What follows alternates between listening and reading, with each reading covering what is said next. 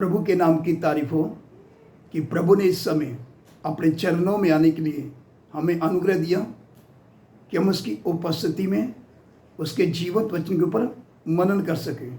तो आइए परमेश्वर के वचन में से हम पढ़ेंगे यिर्मयाह 32 का 19 वचन। तू बड़ी युक्ति करने वाला और सामर्थ के काम करने वाला है।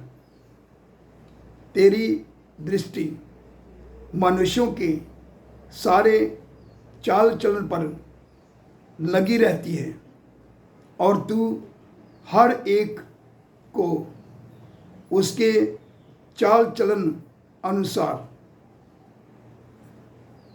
और तू हर एक को उसके चाल चलन और कर्म का फल भुगताता है। परमेश्वर की दृष्टि सेवक हो, विश्वासी हो, कोई भी क्यों ना हो, हमारे चाल चलन के ऊपर है। हमारा जीवन, हमारा चाल चलन परमेश्वर के सम्मुख कैसा है, परमेश्वर सब जानता है।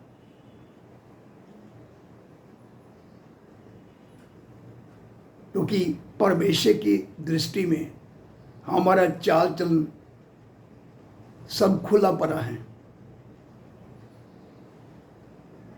क्योंकि परमेश्वर का वचन बताता है, परमेश्वर खास करके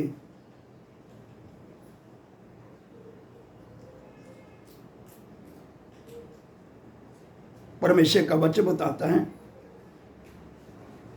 तेरी दृष्टि मनुष्यों के सारे चाल चलन पर लगी रहती है। परमेश्वर की दृष्टि मनुष्य के चाल चलन के ऊपर लगी रहती है। उसी के अनुसार ही परमेश्वर मनुष्य को क्या देगा? प्रतिफल देगा, उसका भुगतान करेगा। इसलिए परमेश्वर का वचन क्या बताता है, जैसे भजन संहिता में भी लिखा है, भजन संहिता 139 का 1 से 3 वचन तक।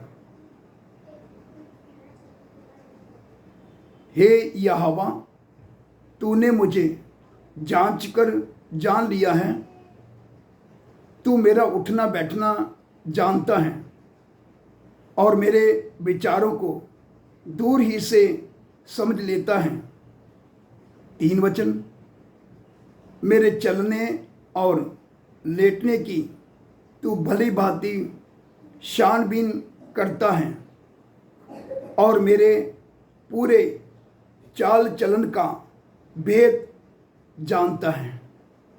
हमारे सारे चाल चलन का भेद परमेश्वर जानता है। तो इसका क्या मतलब है कि परमेश्वर से कुछ भी छिपा हुआ नहीं है। इसलिए परमेश्वर की दृष्टि हमारे चाल चलन के ऊपर लगी हुई है। इसलिए गंभीर हो जाएं, प्रभु के सन्मुख थरथराएं और डरते और कांपते हुए हम सब अपने उद्धार के कार्य को पूरा करें। सेवा है तो उसको भी डरते और कांपते हुए सेवा करें। प्रभु ने सेवा दिया है, उद्धार का कार्य दिया है, हमने क्या करना है? डरते और कांपते हुए पूरा करना है। क्योंकि परमेश्वर की जो दृष्टि है हमारे चाल चलन के ऊपर है। इसलिए परमेश्वर का वचन क्या बताता है, ध्यान से सुने। प्रकाशित वाक्य 22 का 12।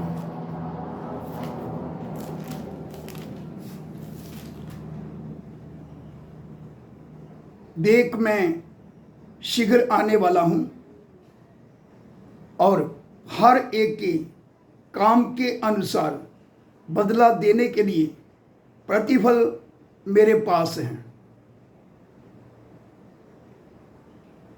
हमारा चाल चलन परमेश्वर को भाने वाला होना है, परमेश्वर को भाने वाला,